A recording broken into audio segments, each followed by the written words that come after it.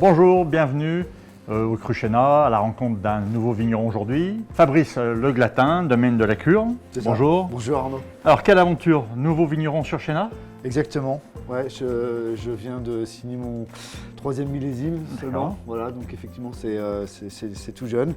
Le domaine faisait 1,65 hectare il y a encore quelques semaines, il en fait 4,25 aujourd'hui, voilà. Je viens de récupérer 2,50 hectares de Chénat, donc voilà, c'est une très très belle aventure. Moi je suis breton à la base.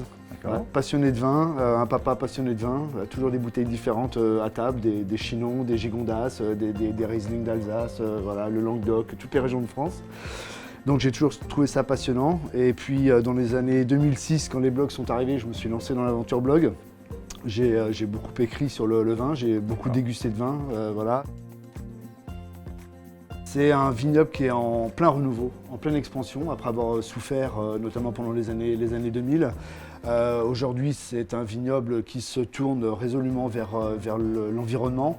La plupart des gens, même quasiment tous ceux qui s'installent aujourd'hui, s'installent quasiment en bio. Donc là-dessus, il y a une vraie démarche, une vraie philosophie générale. Je reçois un petit peu au domaine. Ah oui, quand on m'appelle et qu'on me dit on aimerait venir déguster vos vins, avec plaisir. Et puis au printemps, je les invite à passer un petit peu de temps dans les vignes aussi.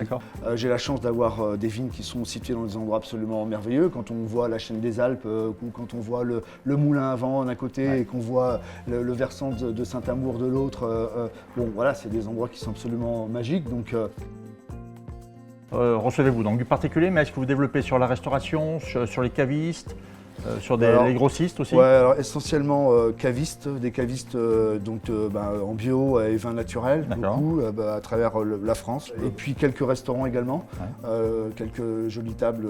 J'aime raconter ce que je fais dans les vignes chaque fois que je suis, dans les vignes, au cuvage, ou même ici aujourd'hui. C'est extrêmement intéressant de pouvoir le partager avec mes clients, avec des gens qui me suivent, peu importe qu'ils soient dans le monde du vin ou pas, et essentiellement sur Instagram.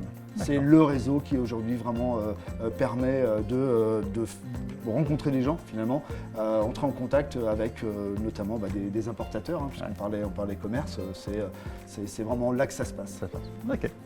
Au plaisir de vous retrouver très prochainement avec un vigneron du Cru Chénat.